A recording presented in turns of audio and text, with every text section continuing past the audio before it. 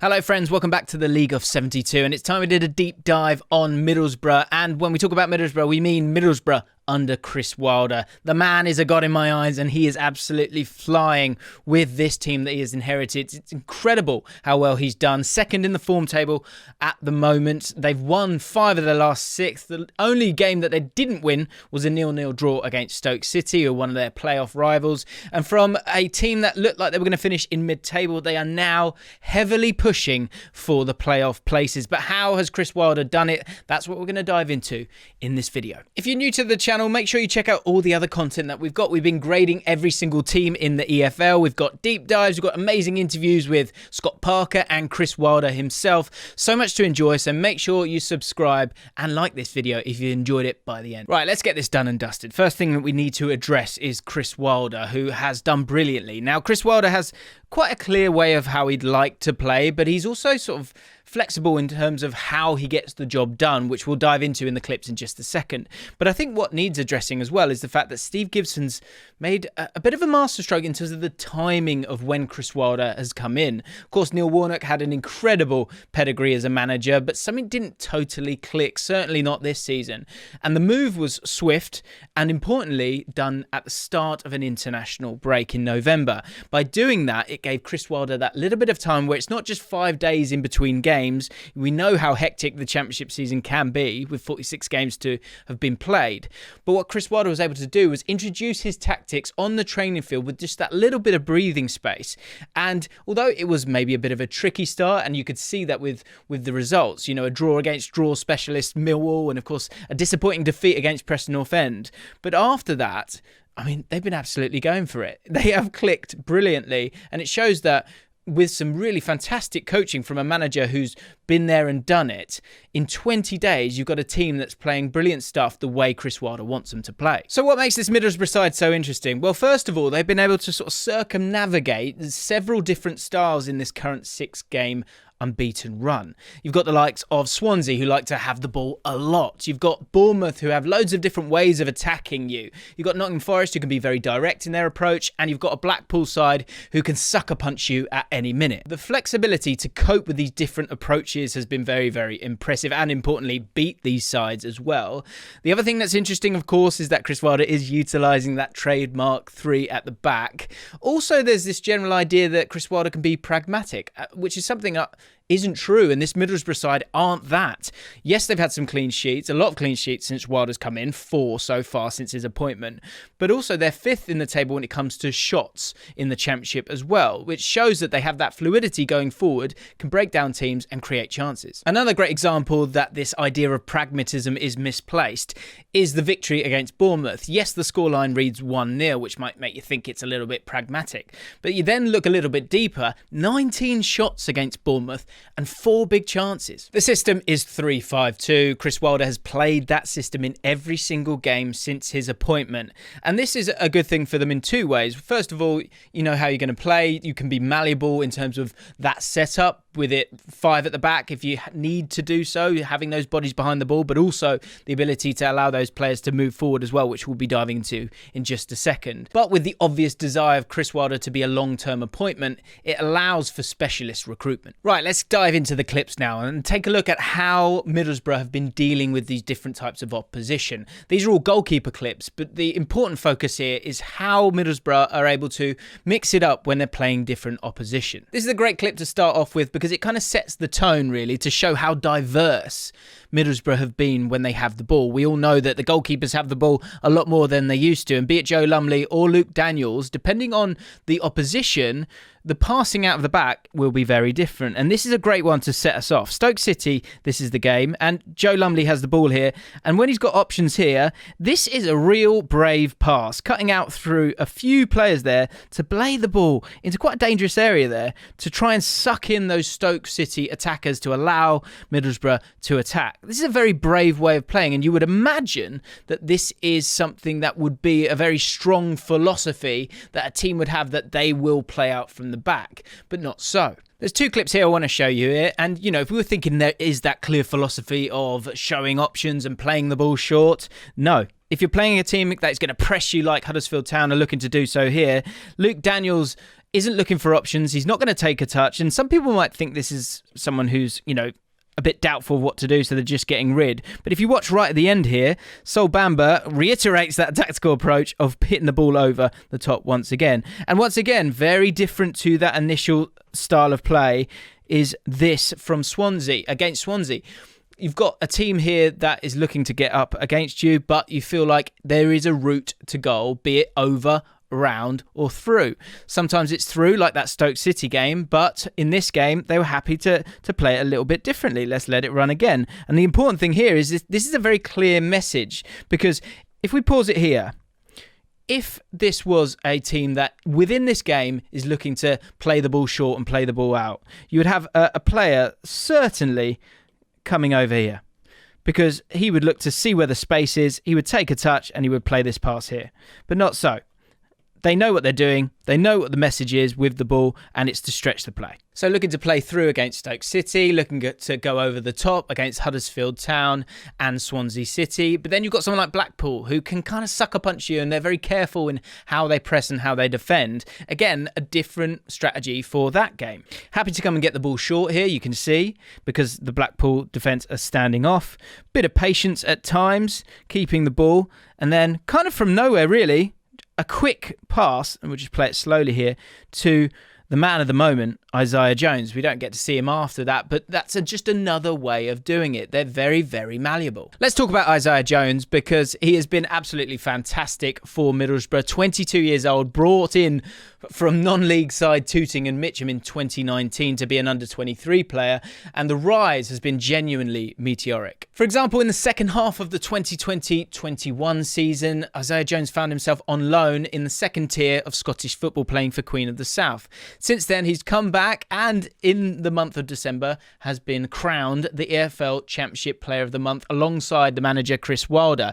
And his stats this season have been superb for a player who was out on loan last season. 23 appearances, 17 starts, 1 goal, 5 assists, 7 big chances created, and 2.8 tackles and interceptions per 90. Isaiah Jones is really exciting when going forward, but his ability to stay composed when he has been going forward has been really impressive when we look at those 5 assists that have come for him this season. Here's a great example in the game against Blackpool, dispossessing the left back there. And then here, very tricky here, you've got 4 options for yourself. Which one do you choose?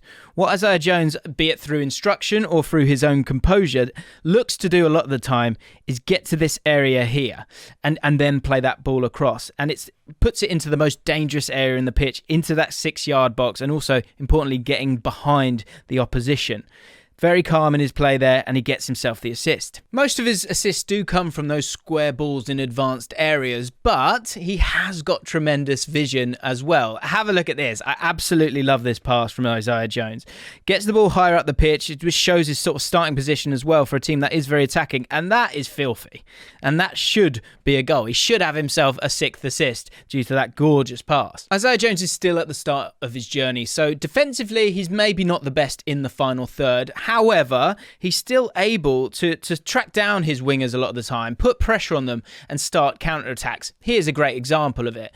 Look, putting that pressure on, great tackle, and away they go. The clever movement and the general cuteness of this Borough side is really, really impressive. This is a great goal from Borough against Swansea City, where they had 32% possession during this game. And so when they had the ball, they need to be clever with what they're doing. Swansea, very, very congested there, well set up. So initially, this looks like a really negative play, from going to the right in the final third, moving all the way back and across the pitch.